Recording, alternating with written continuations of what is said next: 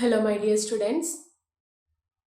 Today we are starting a new lesson that is health and hygiene. That is in this academic year. This is the last chapter of biology, and in this chapter, you will learn about what is disease, what is health, and different types of diseases, different types of pathogens. Pathogens means different types of disease causing agents, and how we can prevent, what are the measures to prevent the spread of communicable diseases. And another category of disease is non-infectious disease. This disease won't spread from one person to another. Different non-communicable diseases also you will study in this chapter. So first we can discuss about what is hygiene. You know that what is hygiene. According to WHO, that is World Health Organization, hygiene is conditions or practices that help to maintain health and prevent spread of diseases. So that definition you can write or define the following: what is hygiene? So hygiene means what all practices we have to follow to maintain our healthy body and also to prevent the spread of diseases. How we can keep our body neat and clean? First one, bathing regularly. Then washing hands, especially before handling food. Washing scalp hair and keeping hair short.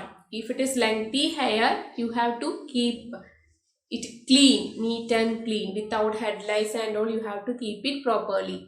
And cutting nail, trimming of nail, and brushing of teeth to make it clean.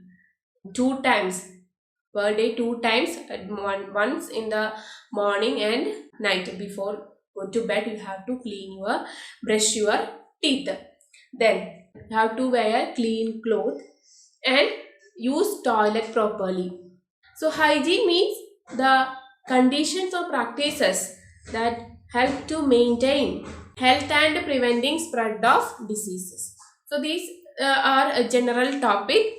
Then next one, what is the importance of personal hygiene? What is the importance of personal hygiene? Personal hygiene means the proper caring and cleaning of our body. That is personal hygiene. That is very important in our daily life. Okay, so what is personal hygiene? Personal hygiene is proper cleaning and caring of our body.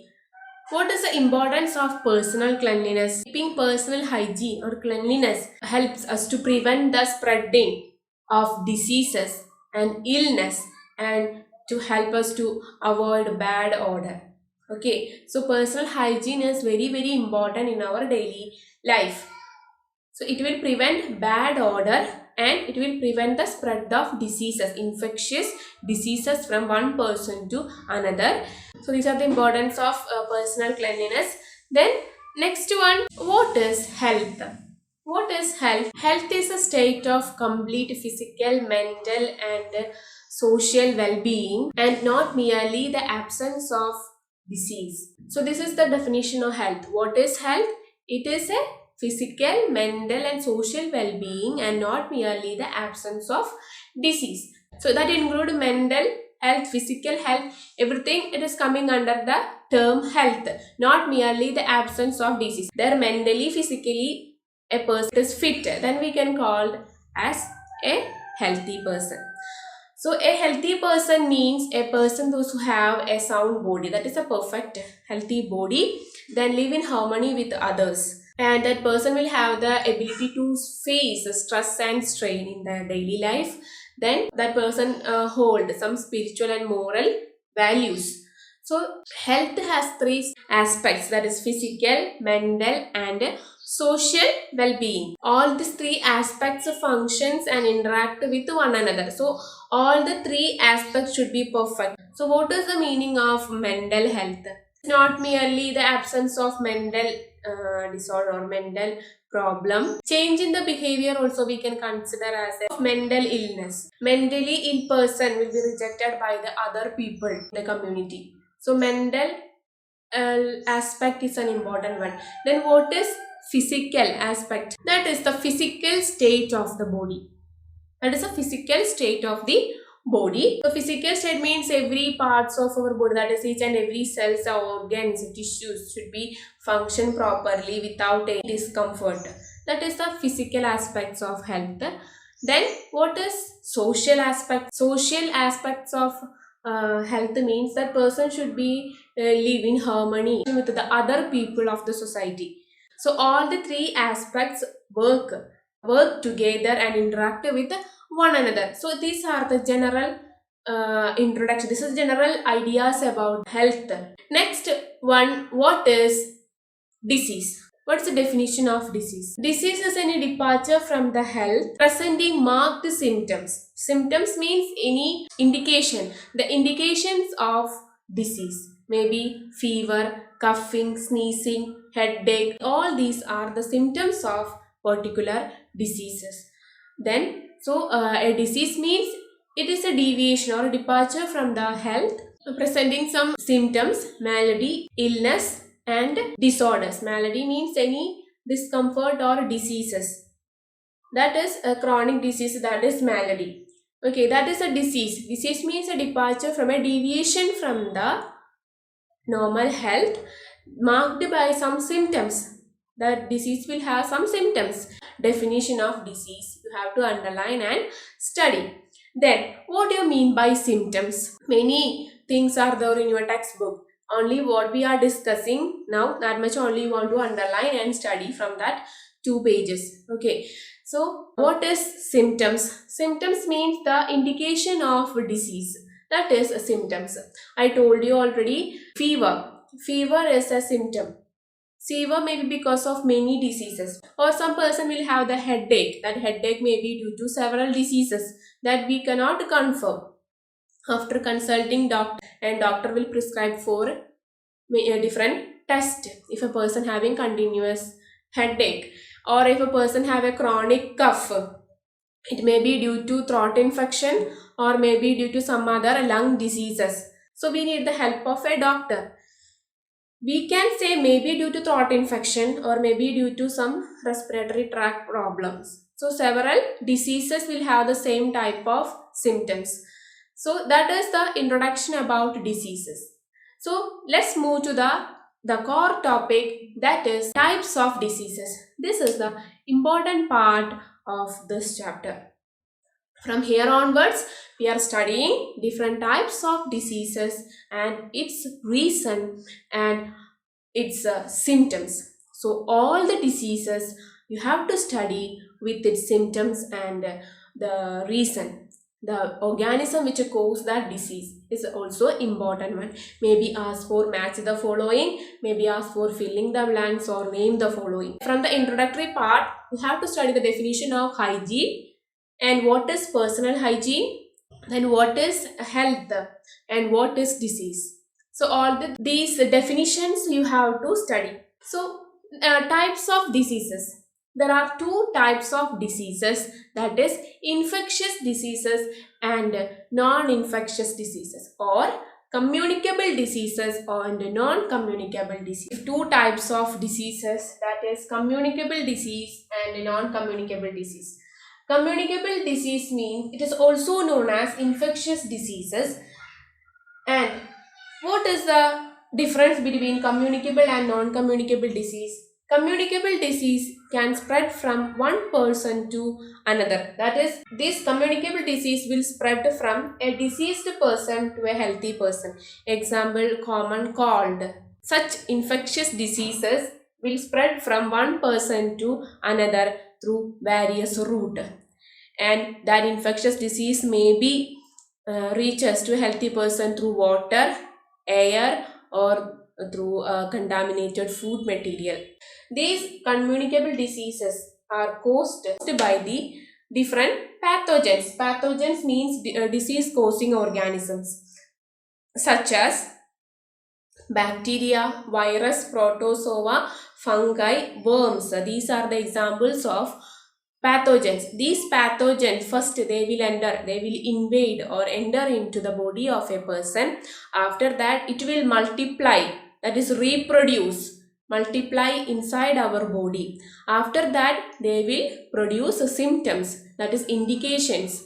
The time between the entry of a pathogen and the indication of the symptoms, that period is known as incubation period.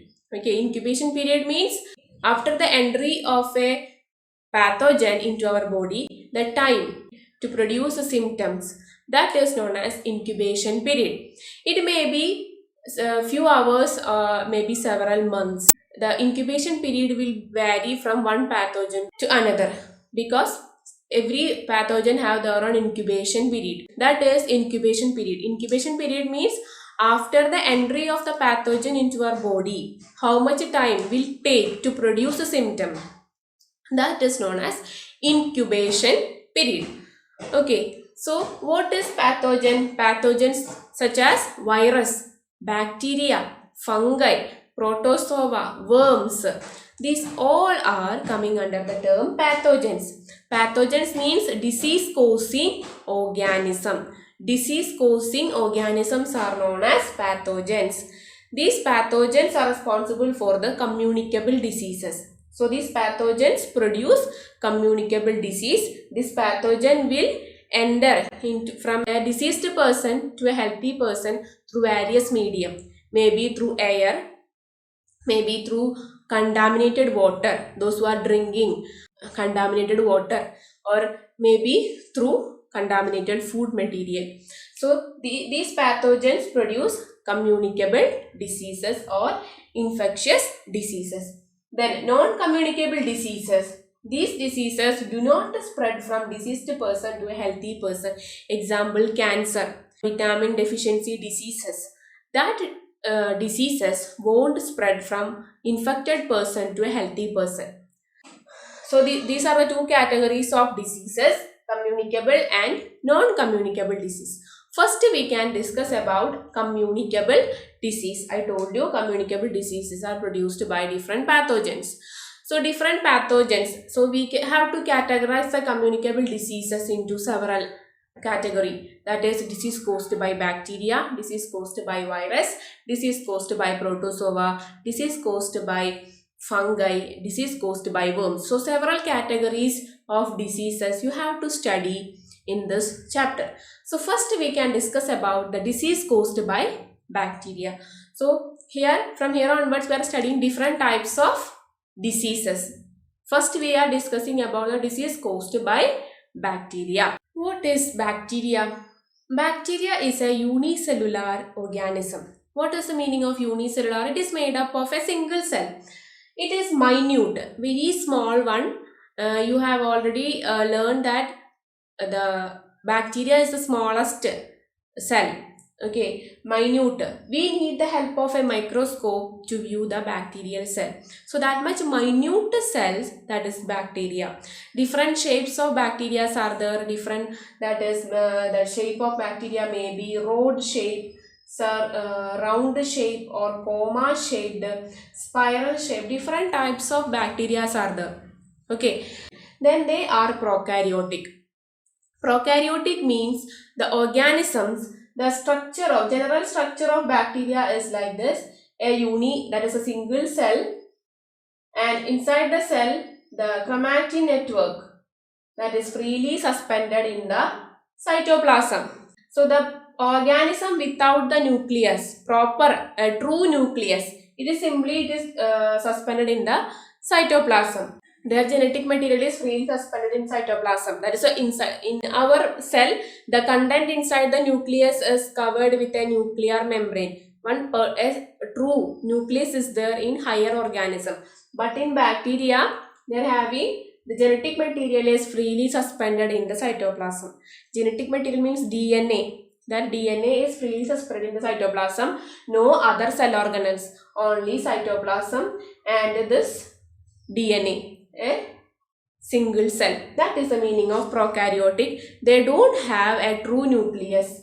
True nucleus absent. True nucleus absent. That is the meaning of prokaryotic. So minute, microscopic and prokaryotic organism is general structure, a unicellular structure. Their genetic material is freely suspended in cytoplasm. That is the prokaryotic cell. There are different types of bacterial diseases we can see in human being. Example, tuberculosis, tetanus, typhoid, diphtheria, cholera, typhoid and pneumonia. So different bacterial diseases are there that affect human being. Here we can discuss a few diseases, its causative organism and its symptoms. First one is typhoid. Typhoid is highly infectious disease that is caused by a bacterium known as Salmonella typhi. That is Salmonella typhi. And this bacteria lives in human feces, that is human waste. This bacteria lives in human waste. Those who are drinking contaminated water and those who are eating contaminated food, there's a chance to get the salmonella infection and that person will get the typhoid. Its symptoms are prolonged fever. Prolonged fever means it will last for several weeks. That is prolonged fever. Headache, mental confusion, then abdominal pain will be there, then rashes will be there, that is rose colored rashes on the skin. So these are the symptoms of typhoid. So typhoid caused by Salmonella typhi, it is a bacteria. So this bacteria, name of this bacteria is important one, and it lives in human feces. Okay, this bacteria lives in human feces. Then next disease is pneumonia. About pneumonia disease we already discussed in the chapter respiratory system. So once again we can go through it. What is pneumonia? Pneumonia is caused by one bacteria. Its name is Streptococcus pneumoniae. So pneumonia is the acute infection of lung and respiratory tract infection, swelling, and that is inflammation of lungs. Its symptoms. What are the symptoms of pneumonia? A persistent dry cough, high fever, headache and chest pain. So these are the different symptoms of pneumonia. So pneumonia is a bacterial disease. Its pathogen is Streptococcus pneumoniae. Okay, so their symptoms also important one. Next one, tuberculosis. Tuberculosis also we have studied. Name the causative organism of tuberculosis. Tuberculosis is caused by Mycobacterium tuberculosis. So from the name itself, that the name of the disease is there. So Mycobacterium tuberculosis is the bacteria which cause tuberculosis. What are the symptoms of tuberculosis? Persistent dry cough, blood contains sputum, then weight loss. The person with tuberculosis, affected with tuberculosis, their health will be very weak. Then breathlessness and chest pain. So these are the symptoms of tuberculosis. Then next type of diseases is cholera. Next one, cholera. Cholera bacteria is somewhat coma shape. That's why it is known as Vibrio cholerae. Vibrio cholerae. This Vibrio means coma shaped structure. Okay, so that cholera disease spread by or that is caused by the bacteria is known as Vibrio cholerae. Okay, that bacteria having a coma shape. Its symptoms are vomiting without nausea. Nausea means a feeling of nausea means a feeling of sickness with an inclination of vomit, tendency to vomit. So in cholera, without nausea, the person will vomit. Then apathy in adult, feeling it's a feeling of lack of emotion. It is feel indifferent, or it is a sign of depression. Rice water stool. Rice water stool means human waste or the feces will be like rice water. Like that, rice water stool will be there. Stool means human waste, human feces. Okay, rice water stool. Fever. Convulsion in children means the rapid contraction, relaxation of the body muscles that will lead the shaking. That is a convulsion in children. So these are the different symptoms of cholera. At least 2 or 3 symptoms you have to study. So Vibrio cholerae, cause the cholera disease, and it is acute infection that's caused by the Vibrio cholera. It is a coma-shaped bacteria. So these are the bacterial diseases. Today we discussed about what is different types of disease and what is communicable disease, and we discussed about a few bacterial diseases and its symptoms. So my dear students, I hope the topic is clear to you. If you have any doubt, we can clear during live session. Okay, my dear students, read the textbook thoroughly, underline the terms what we are discussed in the class. So I hope the topic is clear to you. We can see in the next class. Thank you. Have a nice day.